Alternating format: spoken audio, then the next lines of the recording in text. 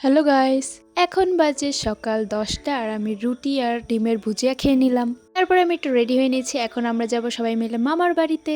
আমি, মা আর বাবা যাব। তারপরে এখন আমরা স্কুটিতে করে চললাম।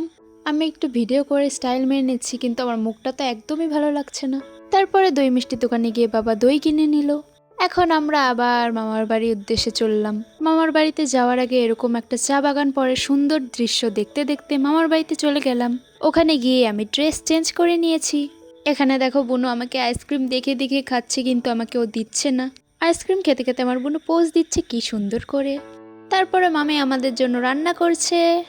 এখন দিদা তরমুজ কেটে দিয়েছে আর তারপরে আমি তরমুজ খেয়ে নিলাম। তারপরে দিদা, মামি, মা সবাই মিলে গল্প করছে। এখন মামি রান্না হয়ে গেছে। মামি রান্না করেছিল মাছ আর মাংস। তারপরে আমরা সবাই মিলে ভাত খেয়ে নিলাম। এখন আমরা বাড়িতে চলে যাব, কিন্তু দেখো আমার বুনু আমাদেরকে যেতেই দিচ্ছে না, কান্না করছে। তারপরে বুনুকে ওইভাবে রেখেই আমরা এখন বাড়িতে চলে যাচ্ছি। এখন আমরা বাড়িতে যাই। আজকের মতো এইটুকুই, টাটা।